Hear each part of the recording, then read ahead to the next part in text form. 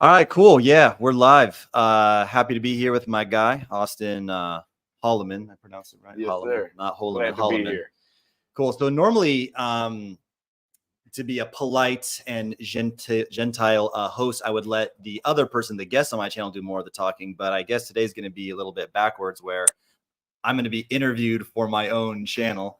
And the topic today is Medellin. The title is The Ultimate Medellin Travel Guide. He has a bunch of questions for me. Let's open them up. We'll go through them, but it's like safety, where to stay, cultural differences, how black men are treated, the overall advantage and gringo wow factor of being in Medellin, cost of living, date ideas, fun activities. So we'll just kind of start them off. Actually, since I'm doing most of the talking, we'll let Austin answer the one question that I can't answer, that I would be incapable of answering about Medellin, which is, how are black men treated overall in Medellin? Black Americans, black gringos. I wouldn't say that I felt discriminated, but I didn't feel as favored as I did in places like Cali and Cartagena. In those places, it felt more like women were seeking after me versus Medellin, in my experience.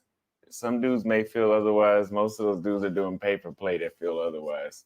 But it's more so that they are kind of tolerating. Of course, you always have, I'm speaking generally. Now, of course, that's not 100% of the time, but you have more of a tolerating feeling. You may have here and there somebody that's actually genuinely interested. Because I did have some chicks that were actually genuinely interested in Medellin too, that I dated. But from what I was approaching, I don't think that was the most common scenario. Would you say what's more polarizing over there? Like, either, put it this way, like maybe perhaps me as a white, I can say that as far as like having light skin, whether you're Paisa is the name of the people from Medellin. If you're from Medellin, you're called a Paisa. Light skin isn't an issue. Do you feel like perhaps it was kind of like either she fucks with you right away, or she lets you know right away, like, no, sir, I'm not into that? I think it's like that. Okay. I found it to be like that in Rio too. So okay, in Rio too. But overall, like, if you had to give it a number rating versus, like, 1, it's like completely terrible as a black guy there. 10, you felt more welcome than ever. What would you, if you had to put a number rating on it? 7. 7. Okay. So we'll always say it's pretty good for black dudes over there. You get treated pretty well. Okay. Yeah. As far as, and it's very much like the whole black Americans get treated very differently than black Colombians, right? Because they got a whole different flavor, a whole different swag, more money, and it's just more exciting to go out with a foreigner. Okay, cool. Well, I guess we'll just go into my questions now. I guess the first one, what do you want to ask? Safety.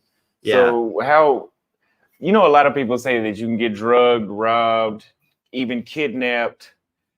How true did you find those things to be in Medellin? Yeah, so Medellin's one of these things where it's kind of like, I don't know, like a casino, like a, I don't know, like a lottery. Like, most of the time, stuff can just be very calm, and then out of nowhere, shit just goes down when you least expect it. The only time something ever bad happened to me was pickpocketing twice. I got pickpocketed once at the Metro, and pickpocketed on Calle Diaz one time, which is one of those main streets in El Poblado.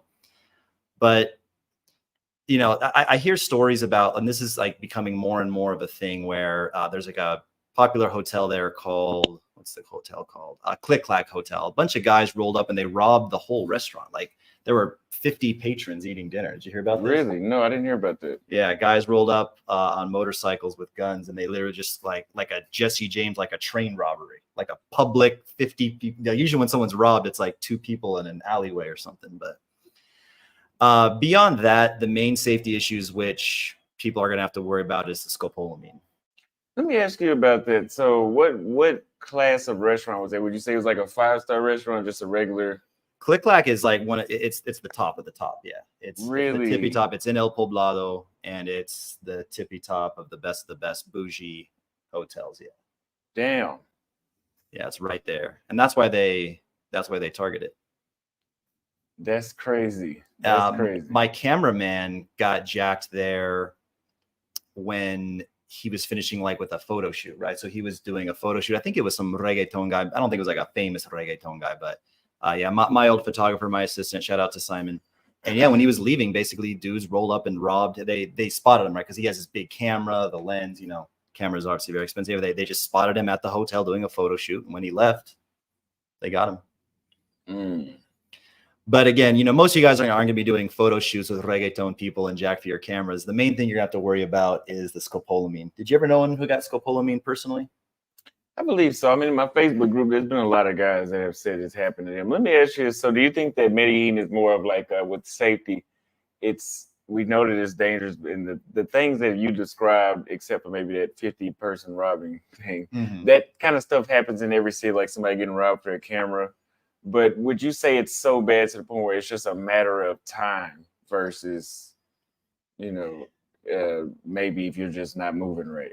It's a matter of time before something small will happen. It could take 5 years, right, in terms of a matter of time. But you will be pickpocketed or attempt to be pickpocketed. You will have a girl on a dating app that was so very obviously going to try to scopolamine you. I don't mean to victim blame, but first of all, let's define it real quick because we may have a few naive people. Scopolamine is a weird drug that women put into your drinks. They target criminal gangs, put women on dating apps, and then they match with dudes, typically foreigners. And then they say, hey, let's drink. And I know this great place. Or maybe they'll try to come over straight to their place. Hey, they'll be like very, very forward. We'll talk about the signs of like how to spot these girls, but basically they put the drink, the drug into your drink, and then you lose all free will and you'll do whatever. They say, hey, you should, be a great idea. Just take off all your clothes and do the funky chicken dance in the street. You'll be like, you know what? That is a great idea. And you'll just do what anybody tells you to do. But I've heard, rather than make you dance like a funky chicken, they say, send me all your money. And let's actually go into this more. So like, I guess we define what it is, how to avoid it. Again, not to victim blame, but every time I've ever heard of a friend or a friend of a friend experiencing getting drugged and robbed on this thing, they always say this. They start the story the same way. I was an idiot. All the signs were there. I ignored it. She kept talking about drinking. I took her to this hotel and she said she didn't have ID and she brought something up digitally, but it, clearly looked fake. And then just being, way too into you, way too quickly. And, let's be honest too. If it's way more of a beautiful girl than you're used to getting, and they're way too forward and they're talking about drinking, Paisa girls, they don't drink that much. And then another thing is if you meet them on the dating app, they'll want to go straight to WhatsApp. They'll say they don't have Instagram. Now, if they say they have Instagram and it's got photos from 4, 5, 6 years ago, she has a graduation photo that shows where she went to school. She's got photos at her dental office with her coworkers showing where she's working. 99 out of 100 times, that's going to be just fine. That's like a real girl with real interest. However, there's I forget the guy's name. He had a very Asian sounding name. Qingjong Shuang. I can't. It's like literally, I'm not being racist. It literally sounds like the guy from Atlanta. Was he from Atlanta? Yeah. Okay. He was like an activist or something, right? I believe so. Yes. Okay. I didn't know he was from Atlanta. But I think he was from Atlanta. Well, we could say he was naturalized. Okay. Atlanta. But he was from Cambodia, I think. It was Vietnam, I believe. Vietnam and Cambodia, somewhere over there. One of those two, definitely. I think it was Vietnam, whatever. It might have been Cambodia. But basically, these girls are playing the long game now. Like he had, I believe it was a very typical, like simpy kind of sugar baby, sugar daddy relationship that, again, I hate to victim blame, but I would like to think that, other men would see this, coming from a mile away. But she basically tricked this dude and they were quote unquote dating for like many months. Do you know the details on that? Mm-hmm.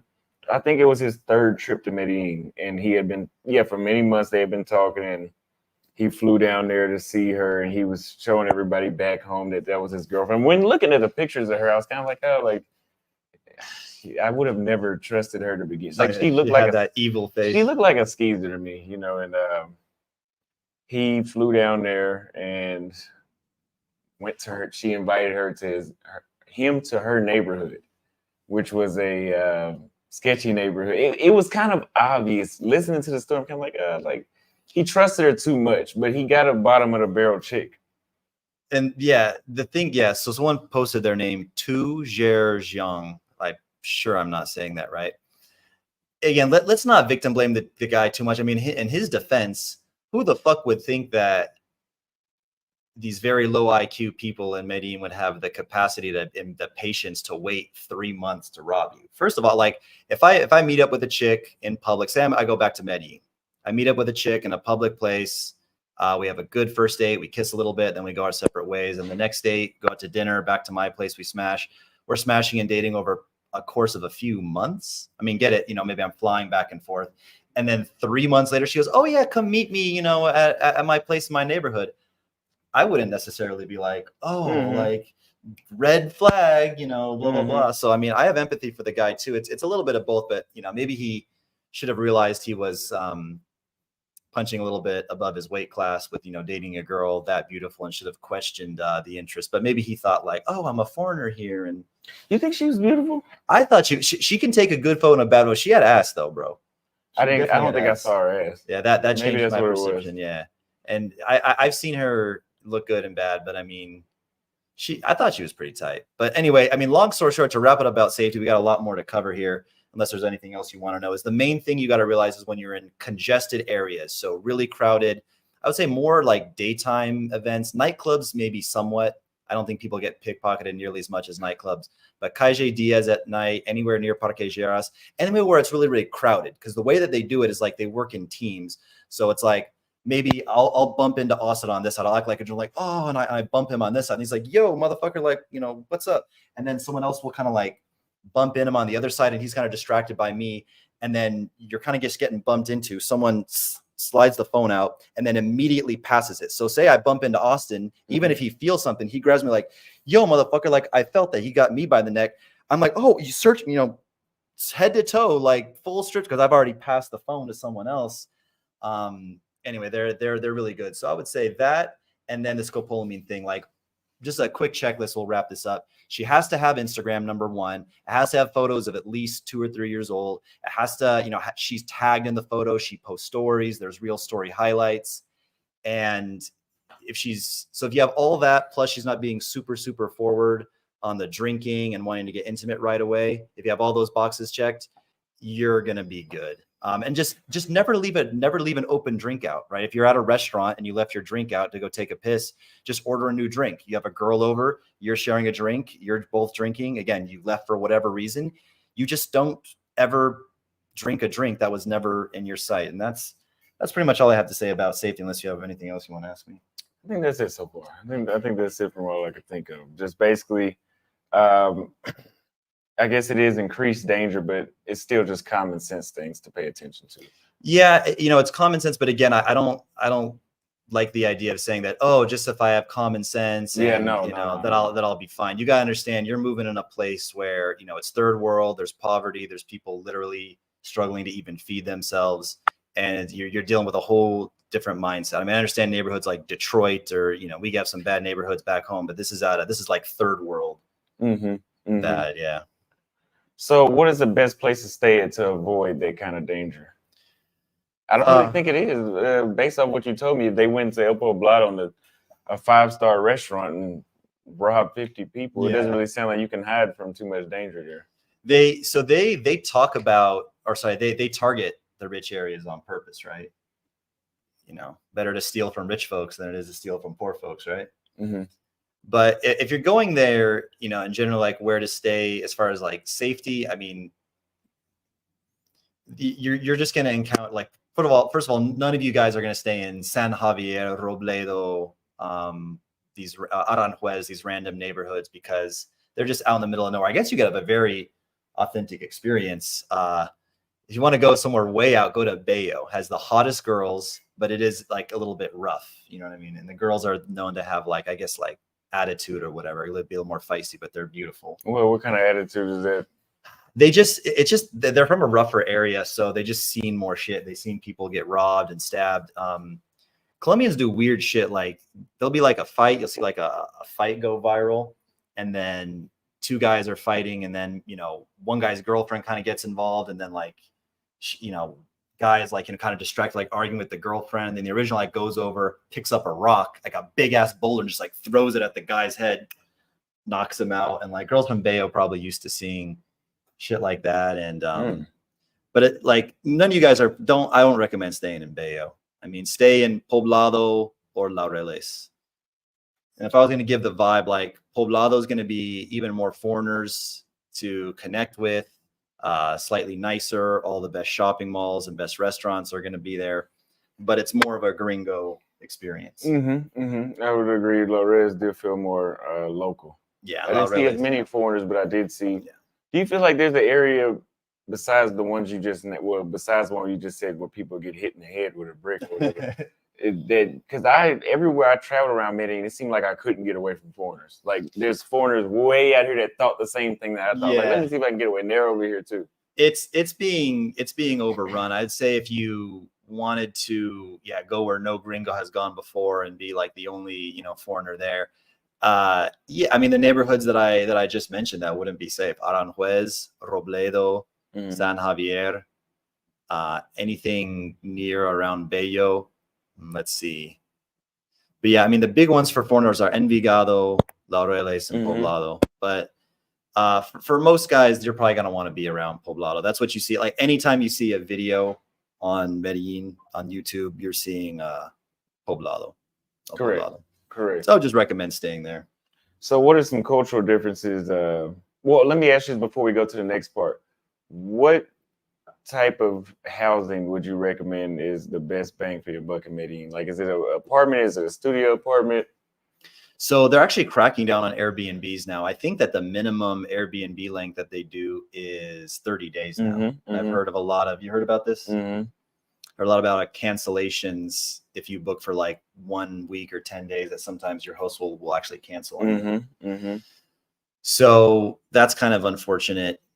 Hotels are cool. So here's one thing about, I guess that we didn't cover that, thanks for bringing this up, is, and I don't know how you would find out about this. Well, I'll maybe think of some ways actually afterwards, but every building has these things called porteros and El Poblado and Laureles. Actually, Laureles, some buildings wouldn't have porteros, but they're basically security guards. So we don't really have them in America unless it's like a hotel, right? Like in America, at a hotel, there'll be a security at the reception of the hotel. But just to get into your apartment building, you don't typically see security guards, but almost every place in Poblado will have them. And those motherfuckers could make or break your trip. I've seen horror stories where they just don't let girls. Have you heard about this? It's like even here, it seems like in Sao Paulo, it's the same thing. Yeah. It's like whether it's Brazil, Colombia, it's like we were talking about this. Like, motherfucker, I'm a single male traveler in Latin America. The fuck you mean I can't bring guests up? You know what I'm saying?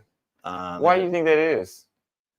They just they just assume you're a dumb foreigner and you met some girl on Tinder that's gonna drug you, and then it's gonna cause a whole show with the police coming there, and then management's gonna get upset, and the neighbors find out and give the property reputation as like sexual tourism going on there, or and maybe you sue or something like that, and then or they have to do an investigation, and then the property's offline for a month while the police collect evidence. Gringos.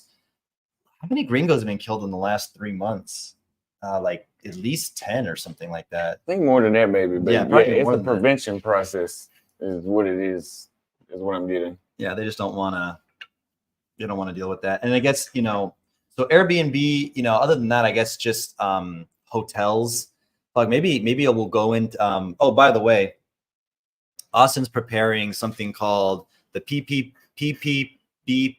the Passport Bro Playbook.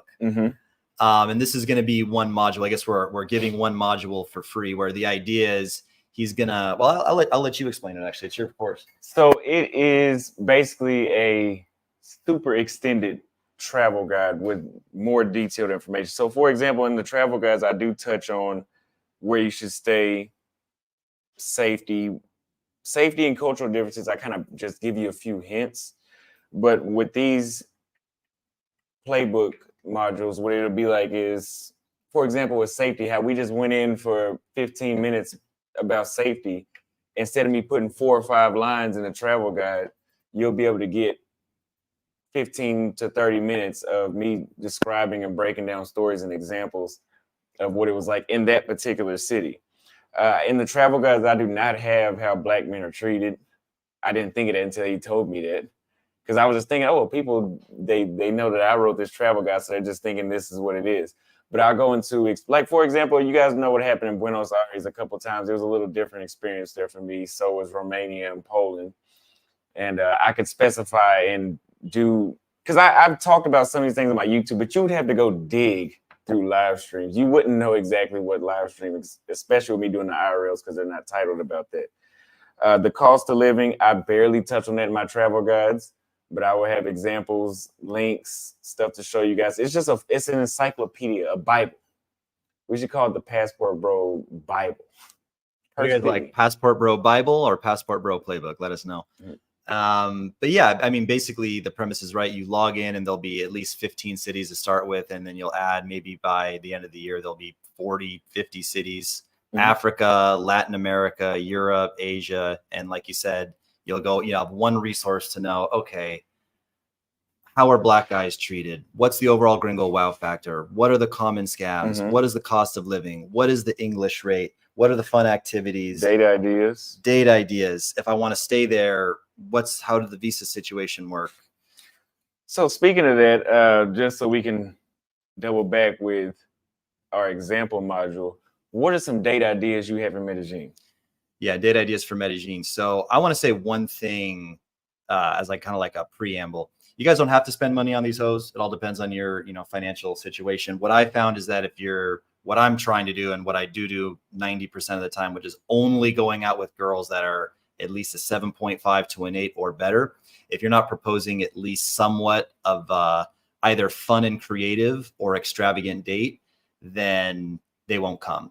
So for example, in Sao Paulo, if there was a free samba event, samba is like a type of dance. I guess you could roughly call it Brazilian salsa, although it's not quite that, but it's like a Brazilian dance. And if you said to a girl that likes samba, there's going to be this, big outdoor samba event, live music. Let's grab some food and have like a picnic there and then go to the samba event. That could be free, but that's very creative and stuff like that. But in general, unless you have like the most, creative samba picnic date, if you don't have that, then what I found is if you're not doing a fairly nice restaurant, then you get flaked. So don't feel like you have to do this thing. But now just to answer the question, the best restaurants, I guess, for date ideas or for your boys would be Ritual and Colasal are two of them. So Ritual, Ritwal. It's kind of like ritual. Ritual, Ritwal. And then Colasal, which is colossal, like big, colossal. Both of these restaurants are what they're called Mirador restaurants, which I guess would translate to like lookout. So they're high up. They have a beautiful lookout. They're super romantic. I think I've seen that in Cartagena too. I think. Yeah. Okay. They have a restaurant like that in Cartagena.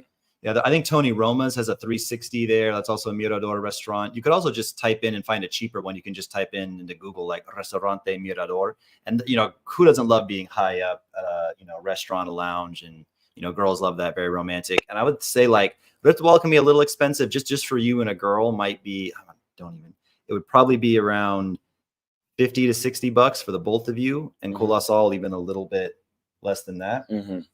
And then adding on to that, Restaurante Ocus. So Restaurant Ocus, OKUS is a good one. That is an Asian restaurant. Ritual and Colasal are just, I don't know how to say it, like general food. They got like steaks, pastas, seafood. They got like the whole nine.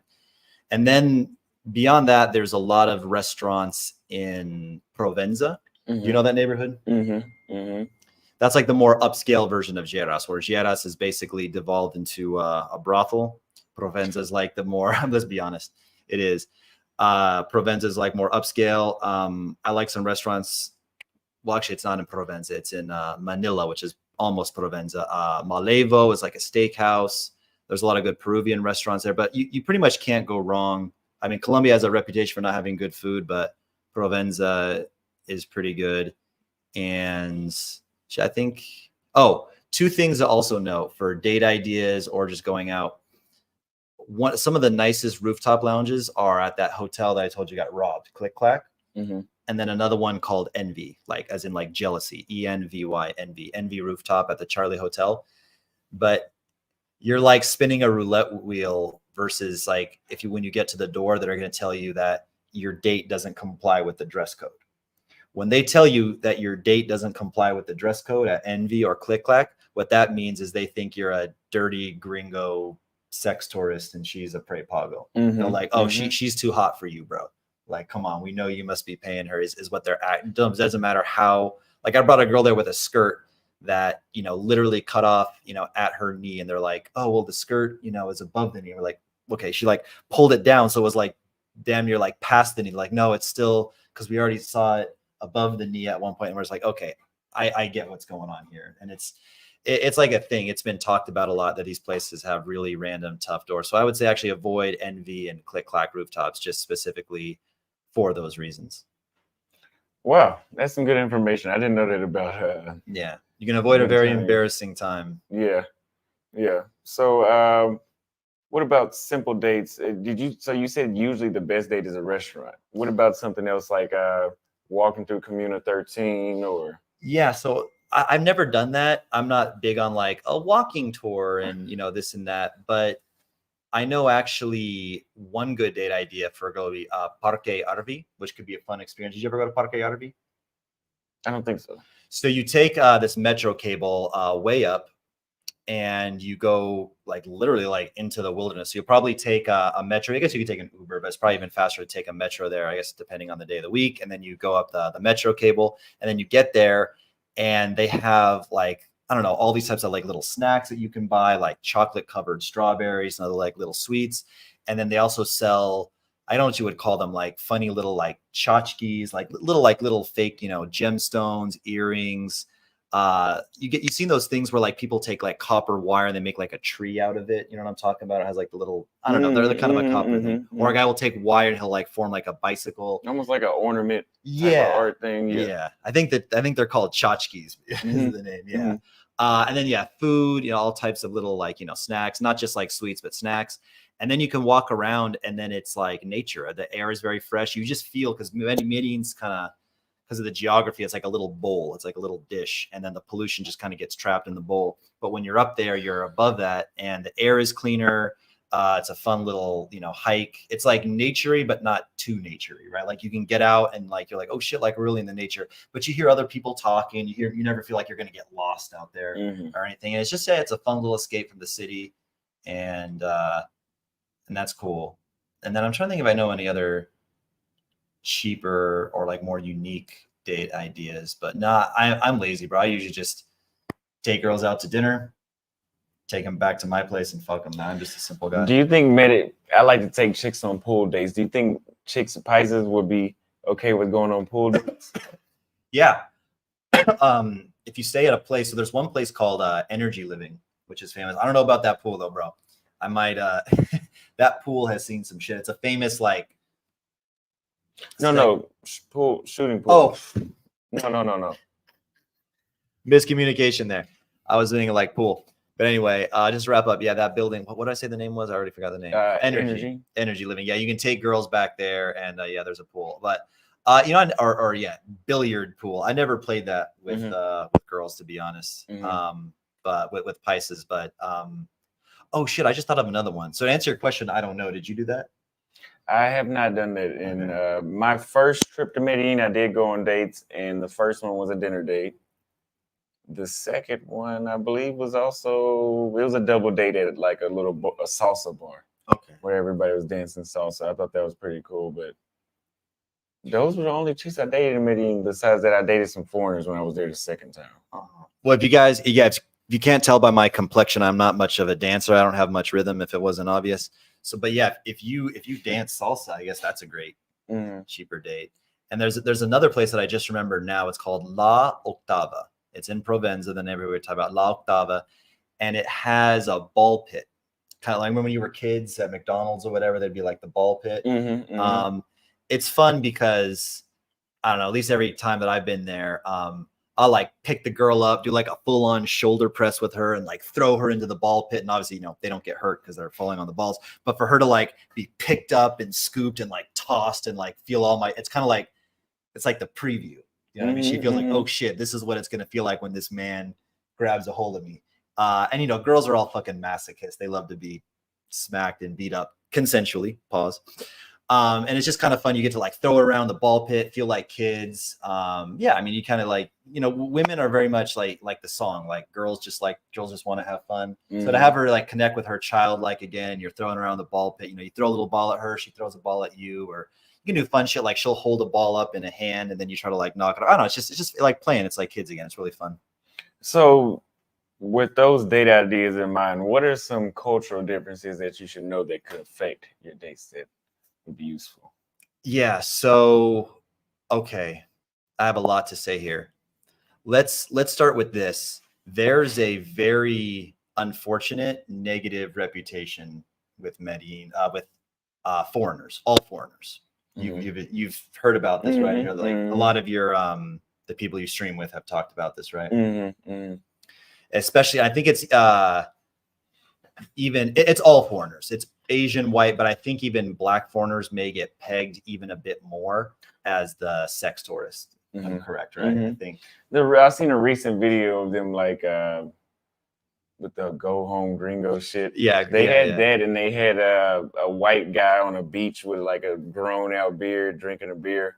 But then when they played the clip of real life, it was some black guys, and they picked the worst black guys. They picked one that just looked like a straight pedo, and then the other one had like these long dreads and kicking him out of Jaros, right? Yeah, he was yeah, like pushing the police back. Yeah, those two guys. Yeah, that was their representation. So true story. The mayor of Medellin is actually, I don't know if he's still doing it, but at one point he was literally, as people were getting off the plane, he was handing them pamphlets or flyers that say, hey, just in case you're here for sexual tourism, cut that shit out. Don't try it here. We don't want you here.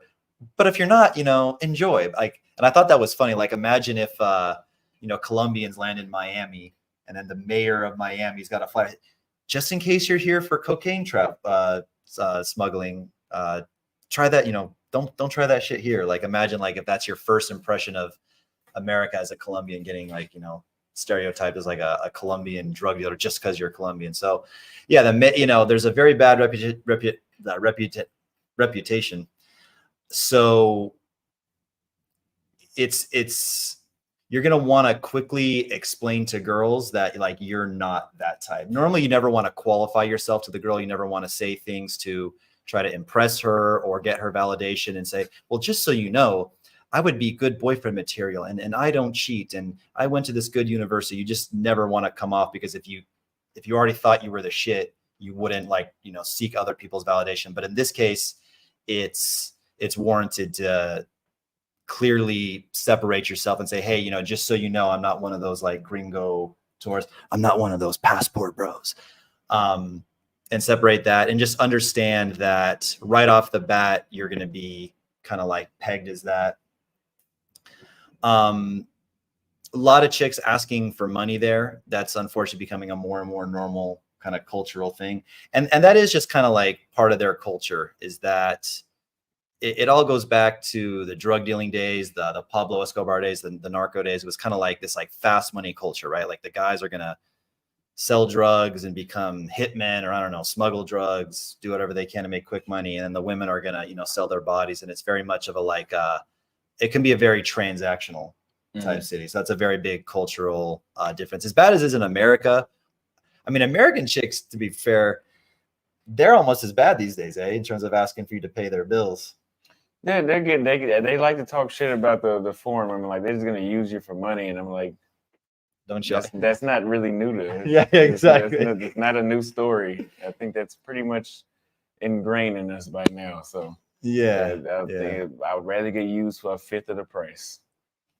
There we go. I like that mentality. Used for a fifth of the price. I'd rather be used for my pesos rather than my dollars. Yeah, exactly.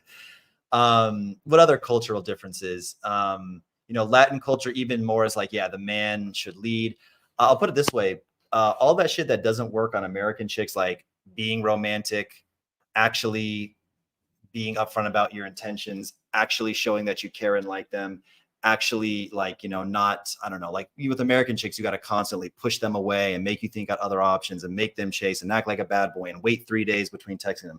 Don't try none of that shit here.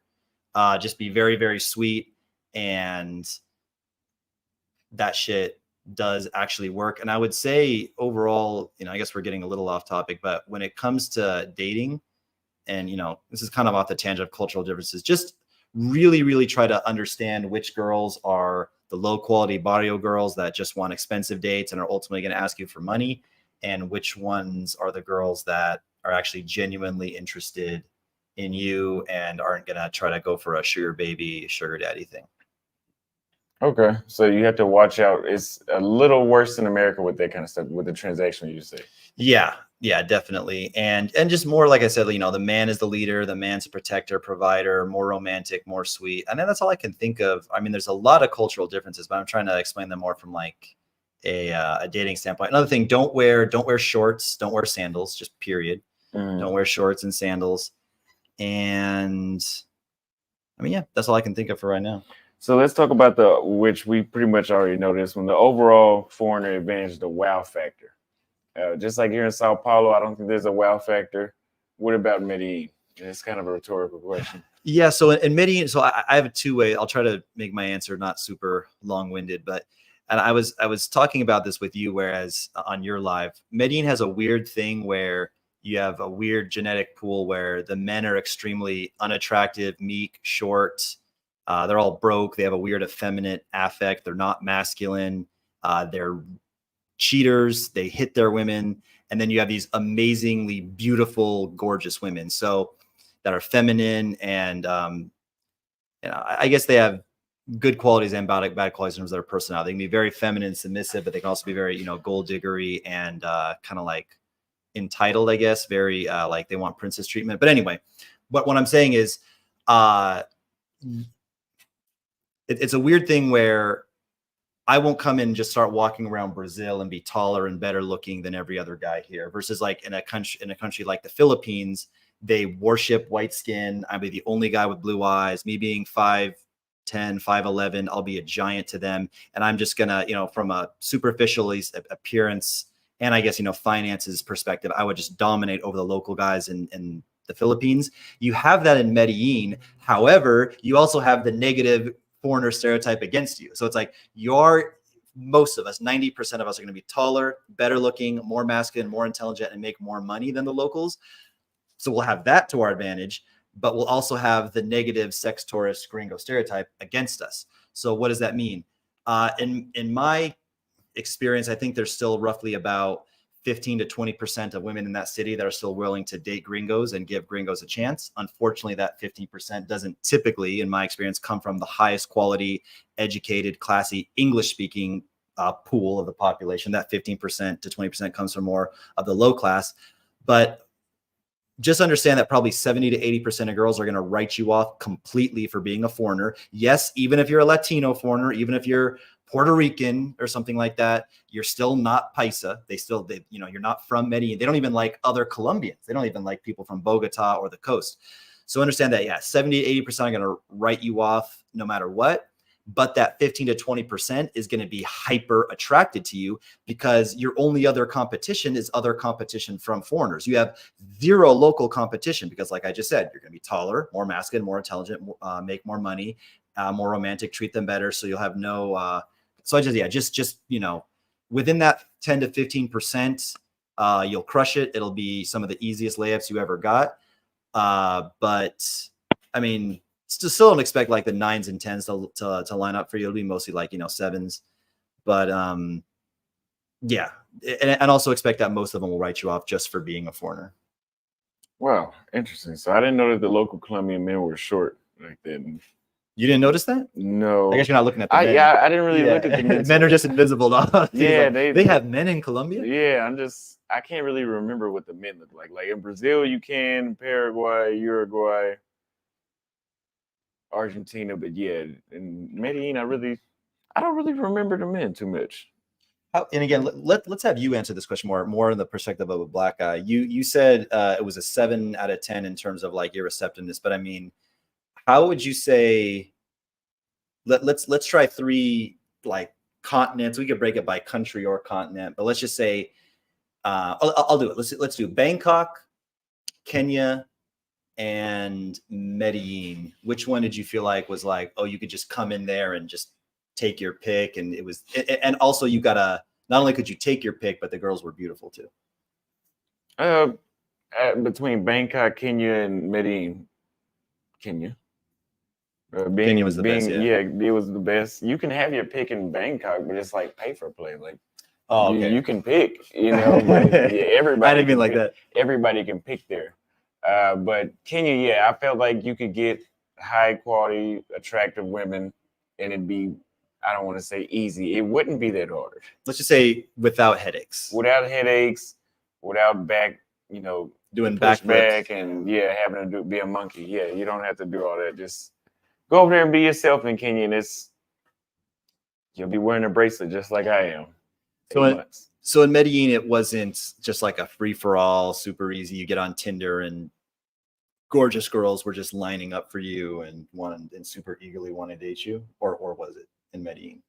My Tinder was actually right back then, and my Tinder did very well in Cali. Oh, that's right. But Medellin, it wasn't. It was just normal. Some dudes do.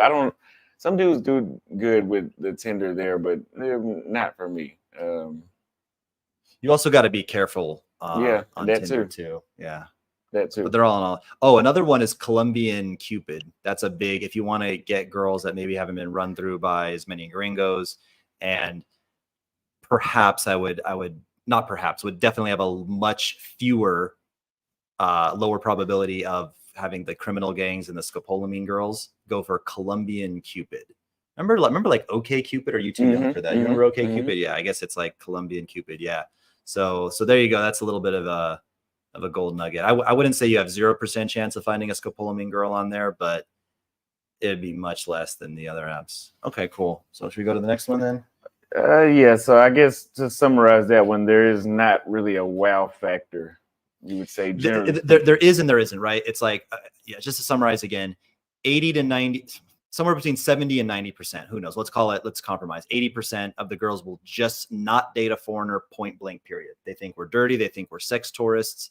And they just prefer their own kind. It's like, there's like white guys who, they're not racist. They just want to date another white girl. There's black guys who they'll fuck around with the Beckys, but they just feel more comfortable dating someone from their culture. You're a black guy, you want a black girl. Doesn't mean you're racist. It just means you're more comfortable with people of your same culture. That's how a lot of the girls are there too. They're more comfortable with their own little nitwits from their own little nitwit city, and they want to make little nitwit babies with them. And that's fine. So understand that that's, the 80% will just not mess with you at all. And then the 20% that will be a lot easier than probably most places you're used to. And they'll be more beautiful than most places that you're used to. But that 20% does not represent the highest quality. First of all, there's not a lot of quality women. Well, in any city, there's not a lot of super quality women, what I would define as a super quality woman, especially not in Medellin, and especially not within that 20% that's willing to date a foreigner. So I guess it would be, let's just call this, Medellin is like a Navy SEAL training exercise in screening. If you want to get like the best, how the fuck do you screen for girls that want to rob you and kill you? How do you screen for girls that just want your money? How do you screen girls that are just going to be dumb and boring and no long-term potential or ask you for money? Medellin is like, you'll come out with a PhD in how to screen women by staying there for a while. I could imagine it. With all the things that you've described throughout this module, I could really believe that. So besides women, what are some other fun activities? I believe you named a couple already, but what are some other fun activities in Medellin? Yeah, I'm boring, man. There's the what I would do is like just kind of like make my own fun. I would throw these parties. I was kind of boring, but I mean, people do shooting ranges. There's shooting ranges out there. There's ATVs. If that's your thing, dirt bikes, ATVs. What else? They have some, cool malls. El Tesoro is a really cool mall. I'm thinking, I guess we're focusing more on like fun activities for the boys now. I wouldn't take one of my boys to the ball pit. A double date would be awesome. There's a Pablo Escobar tour, but that's kind of a whack tour. It's like like they say, oh, they're going to take you to like, what was it? I forget the name of his prison, but like there's nothing there. You go there like, well, here's where it used to be, but there's like nothing to see anymore. Oh, and there's great hiking if that's your thing. Envigado, Via Arenales. Just be careful if you do the Via Arenales hike. It's actually on not my Redbeard Rants YouTube, but like I just uploaded the video to my personal YouTube. It got like 10 views. I almost fell off a cliff there and died. Well, I did fall off a cliff. It was a small cliff. Otherwise, I wouldn't be here. I fell like probably 8 or 9 feet onto pure rock and had to climb out. But yeah, Via Arenas is a beautiful hike. And if you're into hiking, you'll have some of the most gorgeous nature hikes that you can imagine there in Envigado. But just maybe take a guide or something, because they're not exactly big on like guardrails or anything like that. Wow. So you feel 8 or 9 feet onto solid rock. Yeah, it was probably like it was like a ping pong ball. It was probably like, I don't know, 6 or 7 feet splat, 6 or 7 feet splat. So it was like splat, splat. I did it in like 2 things, and fractured my pelvis. And then thank God I was with like 6 or 7 of my friends, and they made a lasso. They had some rope. Because I don't know, in order to get to this one area, there had to be rope there. So someone who knows once upon a time installed some rope. They untied the rope from like this tree branch that helped you scale these rocks, and use that same rope. We returned the rope afterwards, but they made a lasso, and then I hooked it around myself, and they literally pulled me out, the 12 feet out of this little ravine or whatever that I fell into. And yeah, fractured pelvis, squirting blood everywhere. Yeah, pretty lucky to be alive. Wow. Yeah, maybe when this goes live, I can put the link to that video in the description. I'll try to remember to do that. Yeah, I gotta see that. Wow. So much for fun activities in Medellin. So what would you say all this could be enjoyed for? What's the cost of living for the average apartment, the average meal, the average Uber? Gotcha. Yeah, so they have a reason to be angry with us gringos over there, because we have gentrified the fuck out of that place. Rents are like triple what they were 5 or 10 years ago. So if you're watching old videos or old blog posts about prices, just ignore those and only look at the most recent figures. If you want a baller place in El Poblado, they have some super, super nice places. You're not going to be paying too much less than Los Angeles or Miami prices. Now, are you going to be paying less? Of course. Maybe, if that place was 7 or 8,000 in Miami, it's 6,000 in Medellin. So you're maybe paying 75% of what you would pay, 60 to 75% of what you're paying in Miami. So AKA not a whole fucking lot differently than what you'd pay in the States. It can quickly, yeah. Imagine like an epicenter, right? Like here's like the pop-in area where everybody wants, like a bullseye, right? So like the center is like, the red hot. And then as you go out, the bigger circles, maybe orange. And then the bigger circle is like a yellow, and then it turns blue. Like the closer you are to Parque Lleras or Centro Comercial Santa Fe, or the really nice areas in Provenza, El Poblado, it's going to be just like stupid, silly expensive, because you're competing for very limited real estate that everybody wants. But then you go just a little bit out and you're already, maybe 20% cheaper. Just a little bit further out. Now maybe you're 40, 50% cheaper. You go like, there's a neighborhood called Barrio Guayabal. It's Barrio Guayabal, Guaybal, Guayabal. Anyway, sound that out, Guayabal. And it's just a 5-minute, you got to cross a little bridge, 5 minutes, and boom, you're in the heart of Poblado. And it would be like 20% of that. But anyway, just to kind of wrap up here. So rent on like a nice furnished place, you may be looking at around anywhere. Again, it ranges. Let's just call it 3,000 to 6,000. If you want like ultimate luxury, 6,000. If you want just like a pretty nice place, 3,000. You go a little bit further out, that can drop from 3,000 to easily 2,000 or 1,000, or fuck it, even like 800 if you go a little bit further out. Ubers are fucking cheap. Your typical Uber is maybe like, I don't know, bro, like $2 to $4, if that, or fucking less. Like for all intents and purposes, in a month, there's no way you could do more than like $60, $70 in Ubers, probably. Really? Yeah. I don't know. Maybe you could. I guess it depends how far you're going. My budget worldwide is $200 a month for Uber. Oh, you do that? Okay. Shit, I don't even count it. Maybe it got out of hand. I don't know. I also walked a lot. I didn't do a lot of Uber because I could I lived in Poblado, so I could walk to the mall. I could walk to my gym. But let's say the typical Uber ride is probably like $2 or $3. So I guess just how much do you want to go out? And it's $2 or $3 per trip. To eat at like a shitty, low quality restaurant, I don't know, $3, something like that. To eat at a nice restaurant, average would be between 15 to 25, depending on how nice. Call it like 17, probably like maybe $17 for a fairly nice place. What other cost? Well, I guess maximum. What about Eagle Point Steakhouse? What do you think that is? What's the name of it? What is it? The Eagle Cliff, Eagle Point is at the top of the mountain. I don't even know. A lot of people have taken pictures there. Oh, okay. It's a view of the night lights. If we're comparing it to like a Ritual or Curaçao, yeah, Mhm. about $20-$25. Okay, That's really? what you're looking at, yeah. Okay. Maybe closer to 20 actually. Okay. But then tax, tip, making that to 25, yeah. It's hard to get a single meal for a single person. Wine can get very expensive. Drinks is where they make their margin, right? They love when you buy drinks because that has the highest profit margin. But if you're getting like strictly food, it's really hard to go over $20-$25 even at the nicest places there. Except for there's one like Don Diablo Steakhouse is a ripoff. They charge a lot now. Oh, speaking of restaurants, there's one called El Cielo. It's like one of the few like Michelin rated. If you guys are like any like, I don't know, foodies here, people who like, oh, they love exquisite like fine dining, and you sip your wine with, you like stir it and smell. If you're one of those people, you may have heard of El Cielo, the only Michelin restaurant. It's hype, bro. It's trash. The food is fucking garbage. It's all marketing and ambiance. Yeah, they'll do weird shit, bro, that doesn't even make sense. Like put like, I don't know, some type of like fried bread thing with cheese and sugar. Like it just like cheese and like it just doesn't match. I don't know. It's weird. Yeah, cheese and sugar sounds disgusting, actually. Yeah. Weird. Yeah, and it's super expensive. El Cielo, someone said that in the live chat. Yeah, El Cielo is fucking expensive. So, what would you say is the monthly budget in between food, Ubers, cellular service, and housing? Yeah, I'd say you could live bare bones, American standard of living there for like 1,000.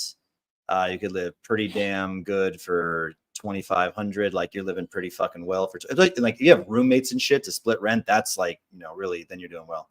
And then to live like really, really well, like 3,000 to 3,500 to live like really, really well. Like you're saying a super nice place. You're eating out every night, entertainment budget, all that.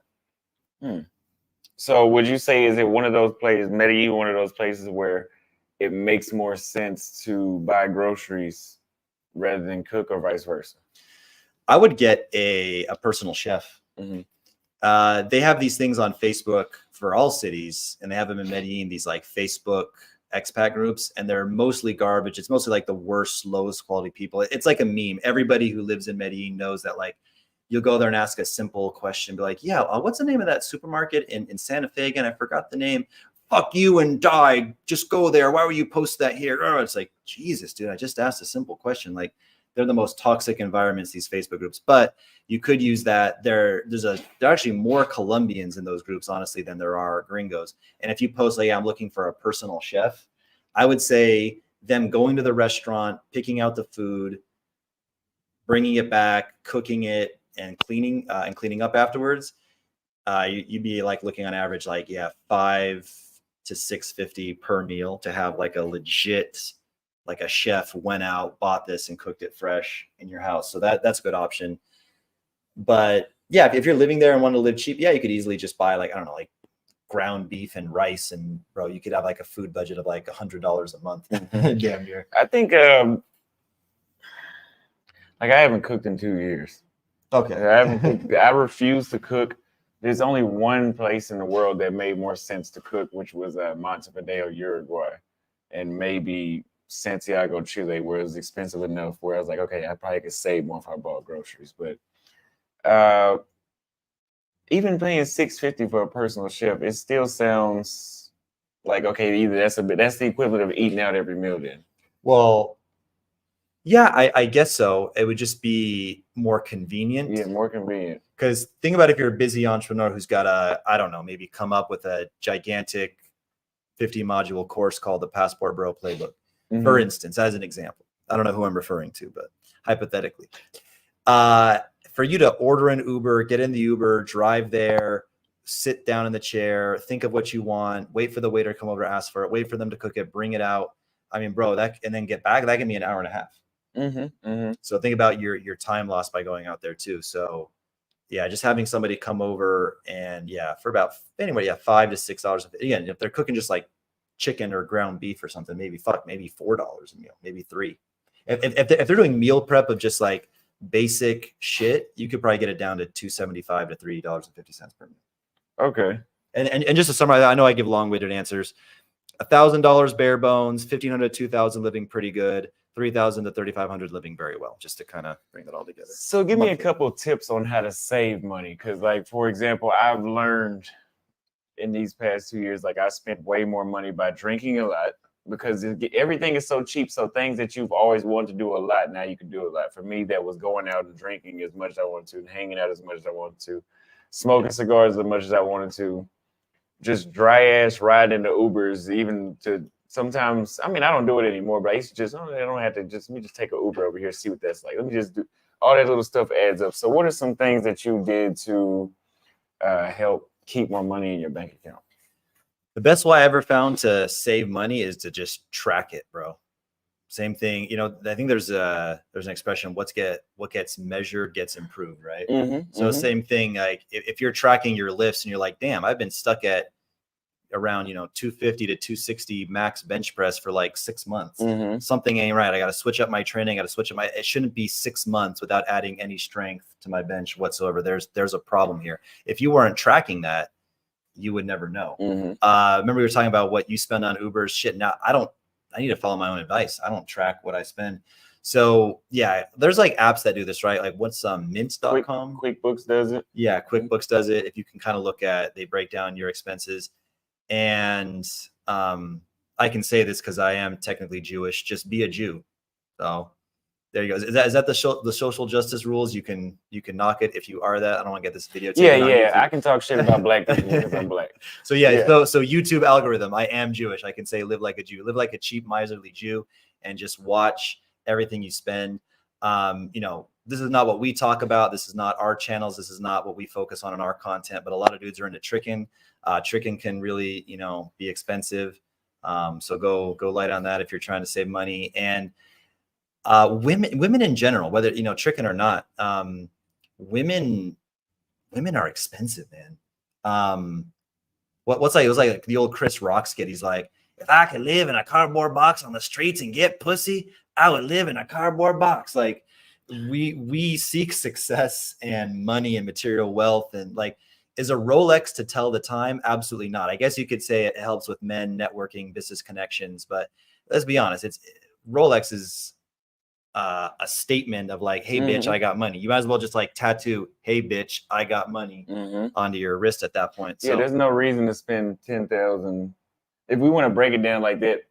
$100 max for a watch. If you want a nice style to it, but we start talking about $200,000 watches, that's all just a status symbol. Yeah. And so anyway, to answer your question, just be miserly, be Jewy, look at everything you spend, track what you spend. And women dating, it's just women in general, dating is expensive, and try to find like more.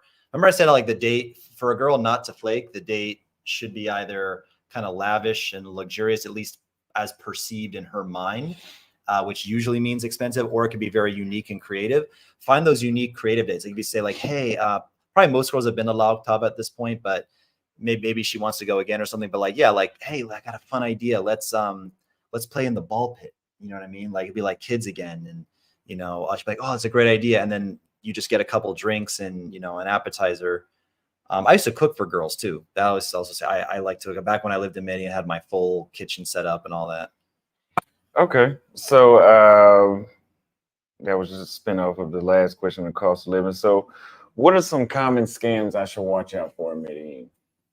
Yeah, so common scams.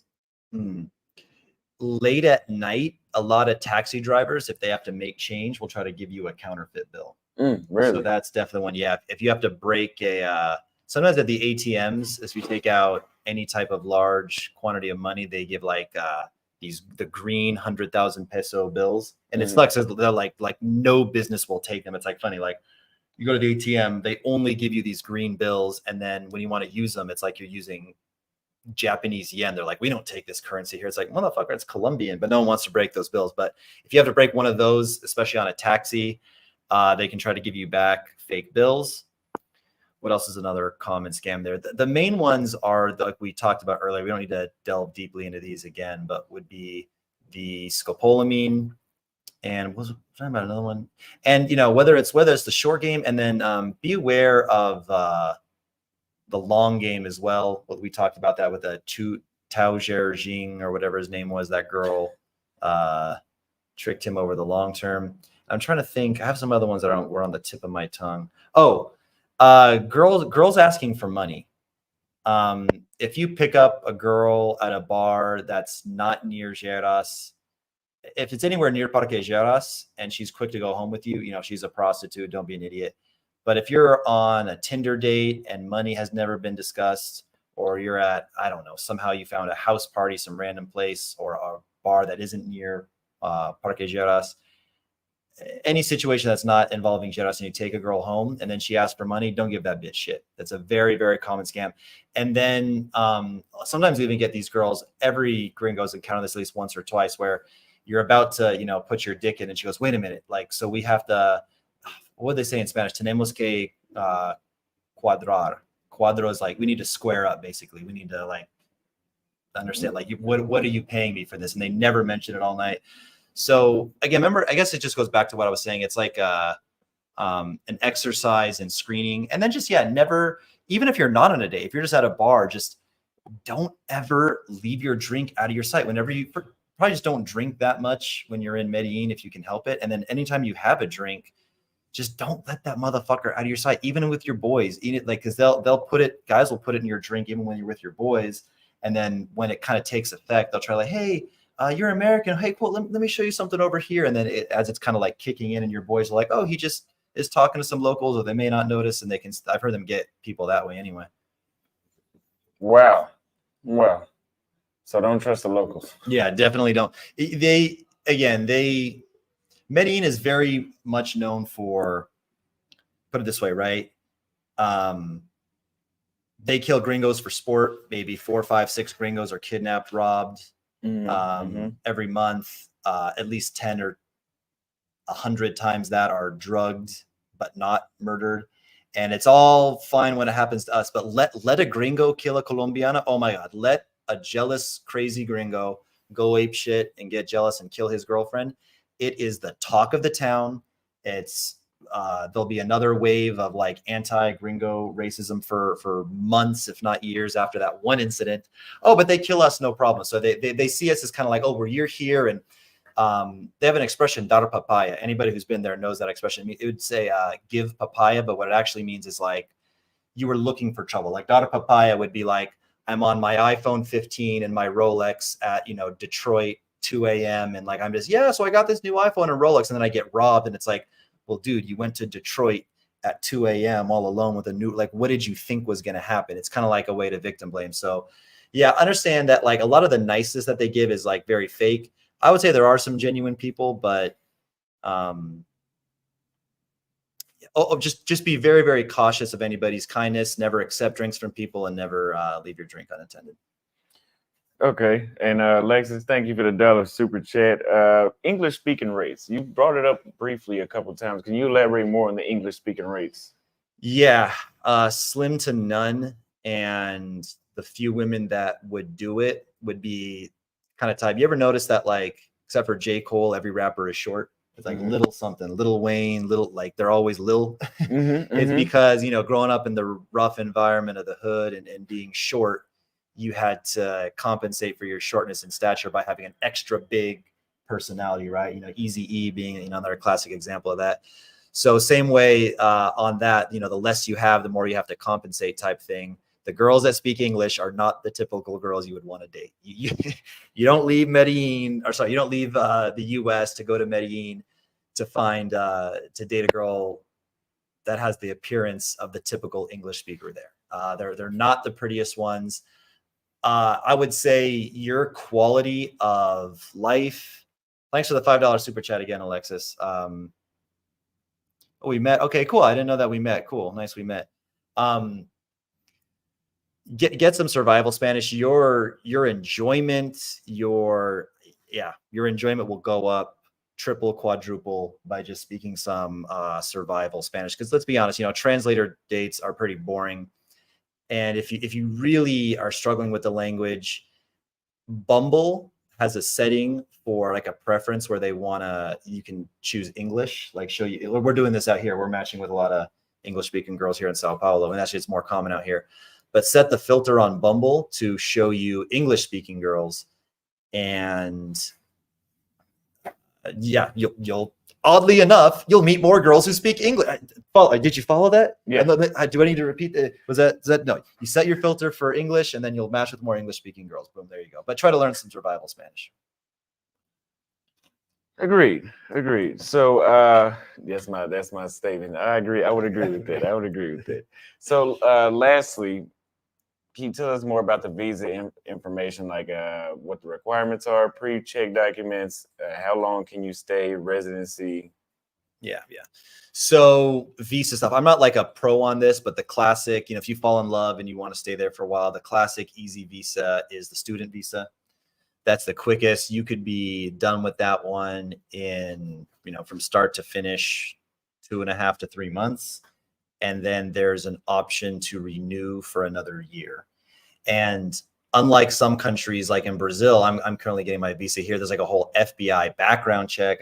You've done this too, right? You have to get your fingerprints taken. None of that shit. Anything with bureaucracy and governments is always a hassle, always takes forever. I think the cost I paid, because you got to pay for a year of Spanish classes, and like they want you to actually go. It would be tougher to renew for the year if you'd never went to a single Spanish class, which is probably what most gringos do. But pretty quick, easy visa. It was like maybe like 3,000, 4,000 all totaled, which what does that come out to like per month? Like 350 for like, I don't know, like 350-ish per month if you want to look on like a per monthly basis to stay there. Then, of course, there's a digital nomad visa. That's a 2-year visa. And I've heard horror stories and success stories with that. I've heard like I got a great lawyer. They charged me $500 or less, $200. And from start to finish, I was accepted and got it's a 2-year visa. I got my 2-year digital nomad visa. Yeah, for $200-300 and 2 or 3 months of waiting. I've also heard guys that for whatever reason are applying for their 3rd or 4th time and they're denied. Really? Or the application got lost. I knew a guy once who, he applied for it. There's a lot of incompetence even with the professionals and the lawyers out there. So it can be kind of a lottery, but I would say your best bet is to, cross your fingers and pray to Moses, Allah, and Jesus at the same time and go for a student visa, or a digital nomad visa would be the easiest ones. Okay, so the residency, you brought it up briefly, but how easy is that to get? You said just fingerprints and the apostille versus. Well, that one's not. That's out here. For Colombia, they don't have any of that shit. They don't have the residency. No. Well, only unless it's by investment. Well, put it this way. What I meant with the fingerprint thing was I'm saying it's just an easier process there. Like in Brazil, I don't know what percentage of countries do and don't do this, but in Colombia, you're not going to have to get an FBI background check and get fingerprinted like you do in Brazil. So there's none of that, like apostilled, which is like notarized, I guess, like an international notary is an apostille. So I'm just saying, like, basically, I forget, like, it's been a while. I had a student visa there. That was the one visa that I had. I started applying for a 3-year business visa at one point, but by the end of it, I was just so fed up with the city. I wanted to leave, and I'm much happier here in Brazil. But it was just like normal documents, like a scan of my passport. I don't think I even had to scan or send my birth certificate. Maybe I did, but it was overall a thing. And then, that's a visa. Residency, I can't answer, but I think like after you've had a couple visas, say you get, a 2-year digital nomad visa or something, and then you renew it again after that. So you've had 4 years. I don't think it's too many hoops to jump through to then get some type of semi-permanent residency there. I think it's pretty easy after that. Okay. Because I know for Paraguay, I had to do the fingerprints and the birth certificate as well. So that's good to know that Medellin is not that difficult. Do you know how soon the pathway is to citizenship or getting a passport there? No, I don't. They don't like hand them out like candy though. Yeah, I've heard that. They're not super easy. So that's it so far for the questions. Otherwise, the other part is just a 3-minute video. Oh yeah. So what Austin's gonna have in his course. So you'll be able to pick a city. Well, Kenya is a country. What's the city in Kenya? Nairobi is the only one you need to know. Okay. Yeah. So they'll be like Nairobi or Medellin, Colombia, Bogota, Colombia, Rio de Janeiro, Brazil. And then aside from all the things we're going to have in there, which is safety, where to stay, cultural differences, how Black men are treated, overall foreigner advantage or wow factor, cost of living, date ideas, fun activities, common scams, English speaking rates, and visa information. There's going to be a 3-minute video of Austin or somebody swiping on their Tinder. So you'll know, like, are the chicks thick? Are they Black? Are they white? What do they look like? How do they dress? I mean, just how beautiful they are. That's all we want to know is how beautiful are they? So you get a kind of a lay of the land, and you'll know more as what they look like. So I guess we can open up to chat. I mean, like I said, if you're late here, safety, where to stay, cultural differences, all those things that I just mentioned right now, that's going to be in his product. If you're late here, those are things we already covered. What did we forget? What do you guys want to know? About Medellin. Yeah, about Medellin specifically. Talk Venezuelan girl. Yeah, Venezuelan girls are amazing. Actually, those are my favorite girls, and there's a ton of them in Medellin. A lot of them have migrated in there, and they have the exact same look as Colombian girls or Paisa girls, whatever you want to call it.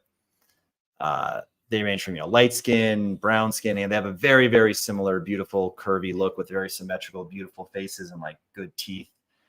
But they don't have that fucked up Pablo Escobar narco culture that's all about fast money, lie, cheat, sell drugs, sell your body, do this and that. They're much more educated in terms of like morals and like actual like book education.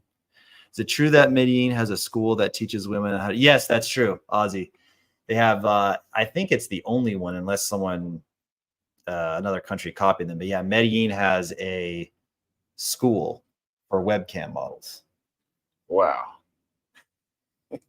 Like how to get more money out of the guys, basically how to be a better trick, a virtual trick, basically, I guess. And I don't know, probably, I don't even know what they would teach them. How to not feel awkward when you're jacking off in front of a stranger. I don't know. That's probably the 101 should be. Yeah. And that should tell you a little bit of something about the culture. I would say this too, specifically about Medellin. Understand that it's probably a better destination for short-term fun. Let's just leave it at that. Short-term intimacy, short-term fun. And you're probably not going to find a long-term wife or girlfriend unless it's like a Venezuelan or a girl from Cali or a girl from XYZ area that moved to Medellin. They have a very scammy, backstabby, fast money. I want to get ahead. I want to take advantage of you. Who's, they don't have a lot of like morals there. It's not a very like, moral and like, but at the same time they'll act like super nice to your face. So it can come off like that. Like, oh, but they're so polite. They're so, I asked for directions to where the Pizza Hut was, and he stopped and walked with me and, made sure I got there. It's kind of weird. It's kind of like paradoxical. So they could be very nice and friendly in that way, but then very backstabby as well. And they have those kind of schools that teach the women to do that, and then they get mad when foreigners come to enjoy it. Patrick Red in the house. Yeah. To your point, I always say like they've built Disneyland and they get mad when people go there to see Mickey Mouse. Exactly. Why the fuck would you build Disneyland? Yeah. If you didn't want me to come here to meet Mickey. Yeah. They. Best city for Venezuelan girls. I heard there's a shitload. I heard there's a shitload in Mexico City. They're all over Chile and Mexico City. I think especially a lot of them go to Chile. A lot in Chile. Because once they're naturalized Chileans, then they can go to the U.S. For 3 months without. And we all know the second they get to the U.S., they ain't going back to Chile. Yeah. So it's kind of like a stepping stone, I guess you could say. Yeah. I met so many beautiful Venezuelans in Santiago. Okay. So many. They're everywhere. They're like Mexicans in Texas. Okay. Yeah. Like you can't get away from them. Okay. Good. I don't want to get away from them. Yeah. Brazilian and Venezuelan. I can't decide. It might be a toss-up. I would say maybe give the edge to Brazilian. But Venezuelan chicks are amazing. I haven't had enough experience with Venezuelan chicks. I just met them and talked to them, but I don't think I ever smashed one. If we can get into Venezuela, bro, you know how dangerous Venezuela is, right? No, I don't think we're going to be coming out with the Passport Bro playbook or Bible for Venezuela anytime soon because it's like kidnap central. I mean, the second we get off the plane, we would be targeted and followed and all that shit. Yeah, Venezuela is very, very dangerous. Yeah, he backed you out. The best looking Venezuelan girls are in no, that's actually Dominican Republic, actually. Never mind. That's not okay. So I guess DR, according to Romeo Guerrero, excuse me. Don't leave your comments. They say, Gracias Está bien, gracias a Dios. I kind of forgot how to. People used to laugh like how I imitated them so well. I've been out of that fucking place for so long, but like they talk like, ay, sí, ay, qué lindo, ay, no, qué pecado. We were talking about this in the car, right? They're like a soundboard where like you press. They have like 6 or 7 like sound bites, and they all kind of ¿Qué más pues? Ay, amor, entonces, ¿qué más pues? I do miss Poppy. I was going to say this. There's no Brazilian equivalent of Poppy. That's the one thing. There isn't. That's the one thing about Brazil is I miss being called Poppy. But I guess what do Brazilians call you? Gatinho. Yeah, gatinho. Amor. Vida. They say Vida. I haven't heard the Vida one. Oh yeah, they call me Vida. Shushu. I haven't heard that one either. Are you aware of that? No. So a shushu is like a green fruit. I can't. Oh, XU. Okay, I've seen that one. Yeah. Let's buy a shushu and just eat one. But I'm just curious, like, what have they been calling me? To say I've eaten a shushu, I don't know what the fuck. Yeah, it's like some green vegetable. Gostoso. Yeah, they say that too. Gostoso. Casey spot on. All right, let's leave it open for. We're gonna lose sunlight pretty quick here. Like I was saying, I'm gonna be the same color as Austin in a second, in about 15-20 minutes. But yeah, ay amor de mi vida. That's what De Frank says, cariño. But yeah, if there's a few more questions, we'll get to them. And this helps Austin out for the course too, because like I said, we covered the main things. Like I was saying, safety, where to stay, cost of living, common scams, how black guys are treated. I guess fuck it, let's put how white guys are treated in there. Yeah, that too. Put a 1 in the chat if we've covered everything, and if not, put what we didn't cover over Medellin, so we can know on the next cities what I need to add. Should have the biggest ones. Oh, I'll give another tip too. Here's one of my best travel hacks.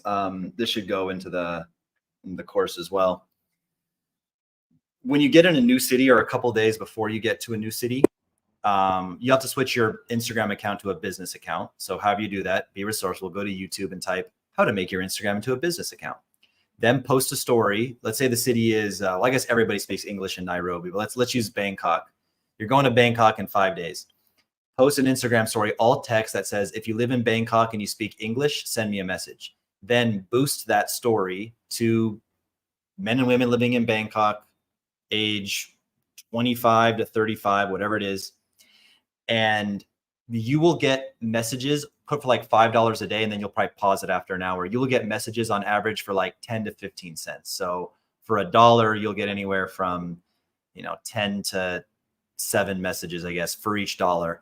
And they all know it's for a job. Don't classify it in the ad when you boost it. Don't classify it as an ad. I don't want to get off on a side tangent, but you do that. Now you have personal assistance. So all these things about, like I said, I'm actually not sure, like, what's the best place to stay now that Airbnb is done? Oh, Casa Cole is a good company, actually. But like, if you want to, because when you get to a new city, the last thing you want to worry about is like, fuck, how do I get this suit dry cleaned? Or I need it tailored for this. Or I want to buy a random thing like a yoga mat. Or I need some information on, I don't know, any fucking random thing, fun date ideas, or errands that need to be run. Get a personal assistant, man. Get someone you can just, they speak English, and these people can even educate you on the common scams, where to go. Little taboos or faux pas, like in Colombia, you don't wear sandals or shorts. You got to close the doors. That's one we didn't cover. You got to close the doors of the taxis very delicately. But you met my assistant, Marcio. He helps me with everything. He helped me coordinate this whole photo shoot I was doing for a client. He does business related stuff for me. He made a reservation at Balea. Remember how we went to Balea and then we left, and then Marcio stayed there and made a reservation. That's why we had that big table waiting for us, because it got packed after we left. He held a reservation for me. So that's another thing, is getting a personal assistant in a new city is really, really, really key.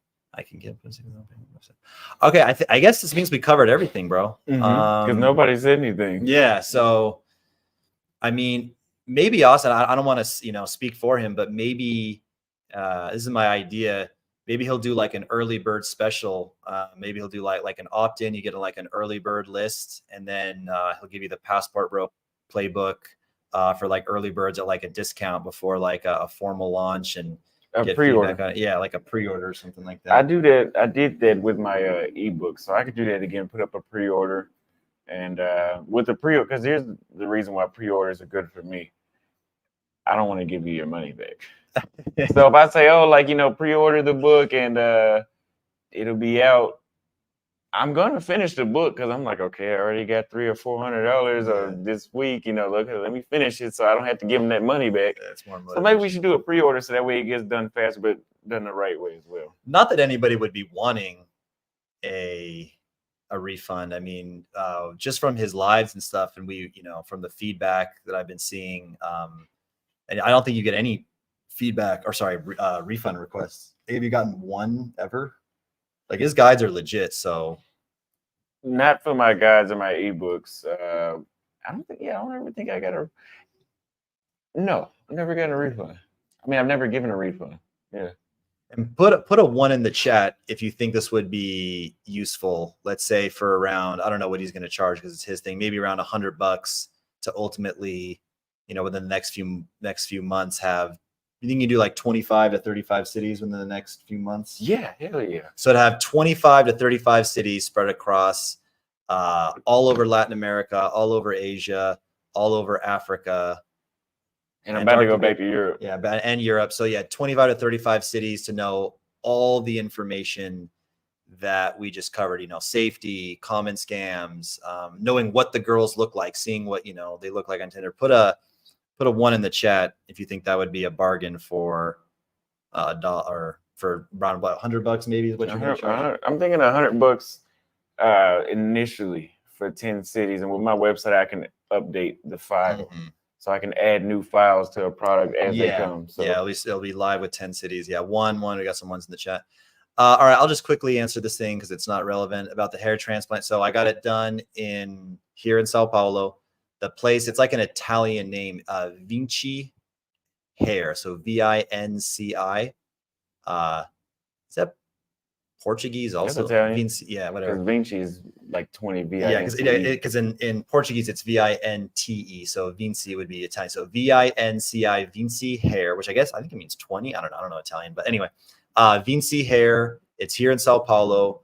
It was $3,000 US. I was able to do it in payments. I think I put like 700, 800 down and then the rest over a few months in payments. And it's very obvious where I had it. This is very typical for where I'm at about 6 months later. By the time I'm at least, from what they're telling me, 8-9 months to maximum a year, it'll be all the way filled in here. It won't have this like very obvious how it's like a lot more dense in the middle and obviously a lot less dense here. It'll be all fully grown in. So that was cool.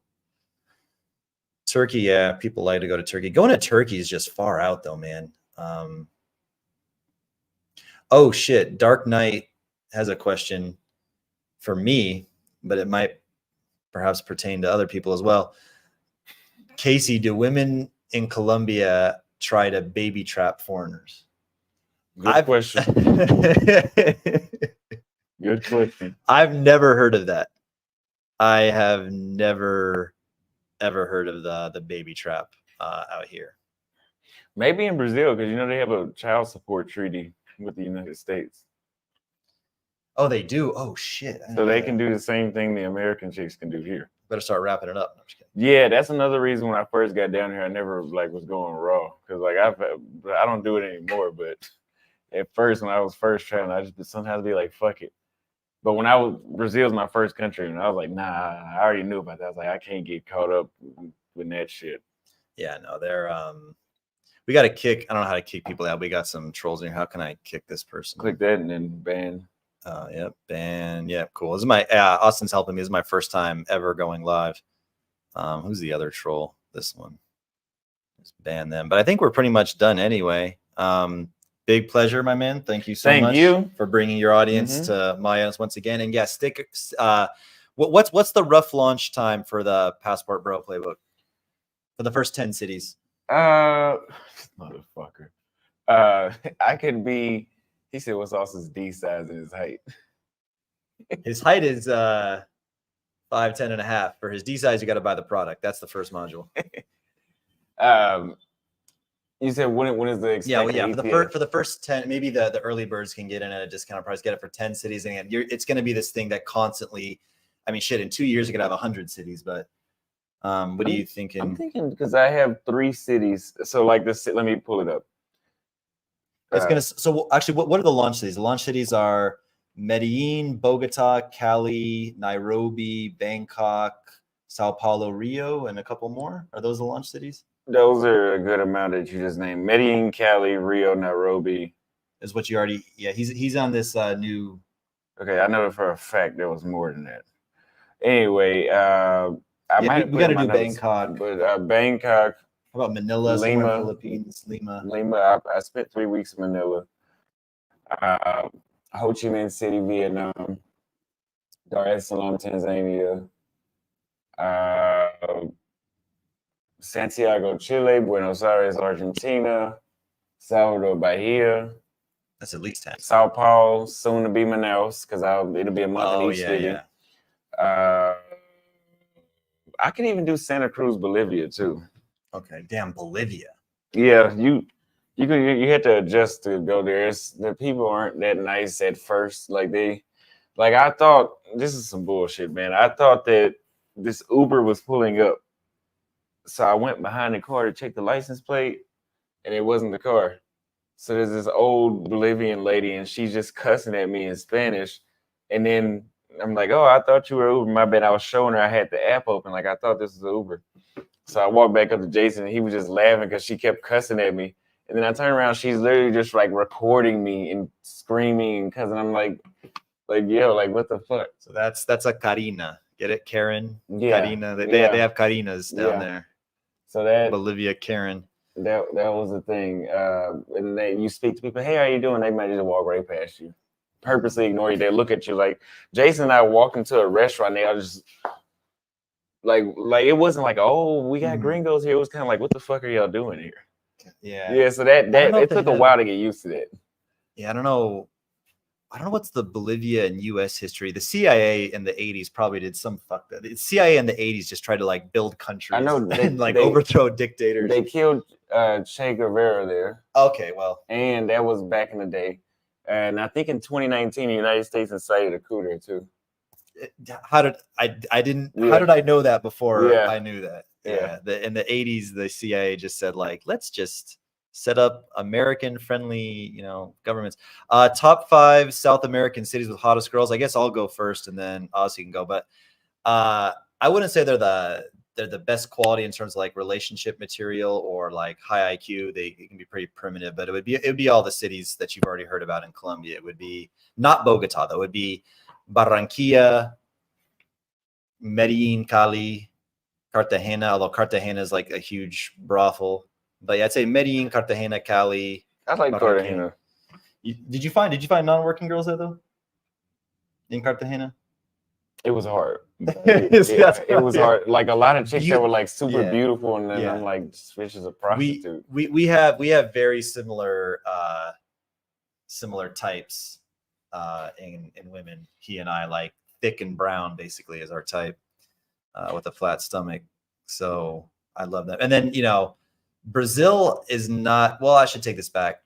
The big cities in Brazil, Sao Paulo, Rio, at least, you don't just see beauty everywhere, but they're better girls when you can obtain them. They are like so bro. This one girl that I'm dating now, everything she says is so fucking sensual. It has to do with like how she likes my smell, or how she likes my feel like the warmth of my skin, or that she likes the skin to skin contact, or that she likes giving me massages. Like everything she says has something to do with like physical touch and love, and it's just like that's why they're my favorite, but they're just not on average as beautiful as Colombians, unfortunately. But they're I don't know. What's your favorite girls are the ones in Nairobi, I guess.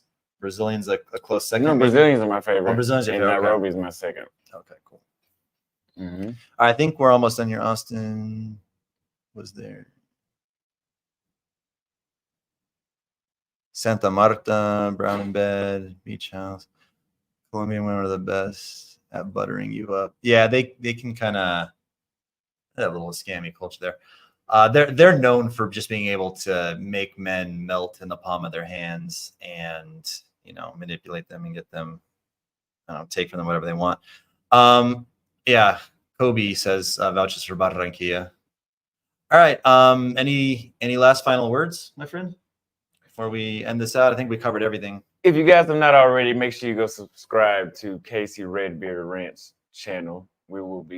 He's about to leave, but we will be in Manaus together next time when you see us again. Yeah. And we will see what the Amazon rainforest holds. Untold treasures. Yeah, untold treasures. We're gonna show you guys. Floyd went to Manaus, but I'm gonna try my shot at Manaus and see how it's. I don't think what Floyd said about Manaus is accurate. You'll have to tell me after we end the stream. Yeah, I want to get on a canoe and go hit on some tribal girls and stuff like that. I love them. I love them. Okay. I love them. I love me a Pocahontas. All right. Again, big pleasure again. Thank you for bringing your audience over. Yo, get the Passport Bro playbook. Like, you guys are idiots. You can spend hours to find information on YouTube that you wouldn't even be able to find as accurately or as detailed.